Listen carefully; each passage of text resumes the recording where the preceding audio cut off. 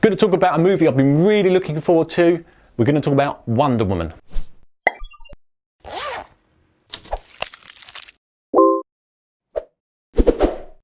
So Wonder Woman is a movie that I've been looking forward to for quite a while now. Ever since before the first trailer, I thought the character was getting really interesting when we first saw Wonder Woman in Batman vs Superman. To me, Wonder Woman was absolutely the standout character in that film.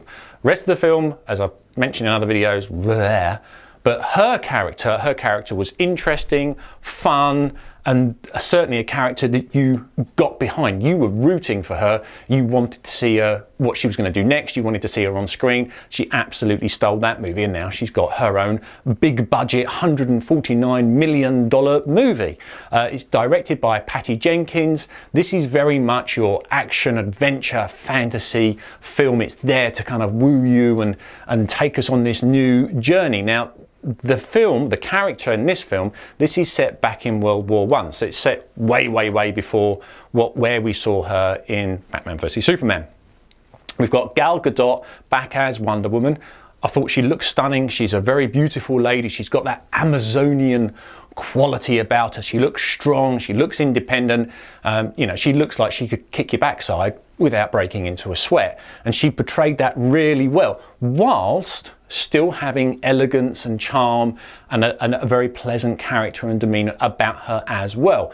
And that's kind of, I think, where that's where I want the Wonder Woman character to sort of go. We had Chris Pine as a sort of supporting male, I wouldn't say male lead, but he was there supporting her, and he gave a little bit of romance interest, but also was a great foil because Wonder Woman's coming from this very unusual, mythical, Amazonian goddess type setting, and obviously when she comes into what was the modern world during World War II, that's a bit jarring, and he played this brilliant foil, if you like, to sort of, when she was saying stuff that was kind of way out there and would be way out there to anybody, his facial expressions, his timing, his sort of comments back were A, very funny, and B, really well timed. His comic timing was excellent, and I think the way that the director got them to interplay together was great. The dialogue was great, so the script was well written. We had Danny Houston was kind of the bad German kind of character, and he nailed that. He was properly menacing and unpleasant, and I always think in these sorts of films you need a good bad guy. You need a bad guy who is, unpleasant, that almost where kids want to shout boos at the screen. He did that. We had David Thewlis as well. He was great. His character kind of, you thought he was somewhere and then he kind of developed somewhere else, and I don't want to do any spoilers, but I really liked his character. And there were lots of other good supporting characters that added to the tapestry of the movie, so it didn't feel just like there was just 4 or 5 of them. It felt like there was a living, breathing world.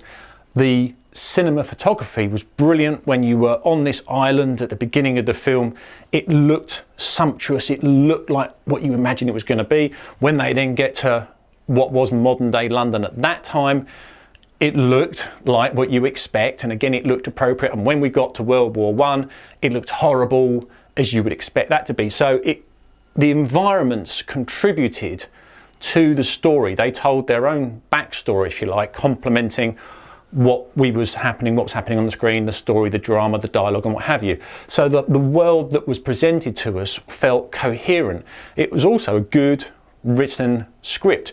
The dialogue was great. The way that the story evolved was great. We didn't have to have loads of people explaining the story to us as the film went along. We were just there. The script was good. It didn't need loads of explaining. It was just pacing along very nicely. But it's not all peanut butter and jam sandwiches.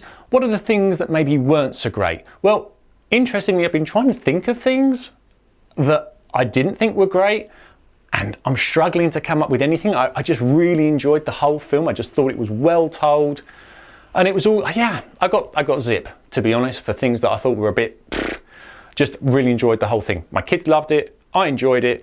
I was really pleased with the direction. It you know, one could look back now at the original sort of Wonder Woman TV series and it does look super cheesy, and they've totally left the cheese behind and given us a great movie. I can't wait to see where they go next with this universe and with these characters. Really, definitely a 5-star movie. Go and see it, or get it on DVD, or watch it on Netflix, or wherever is your enjoyable film medium. You're gonna have a fun time. It's totally good for the family. And with that, thanks for watching, and I'll see you on the next one.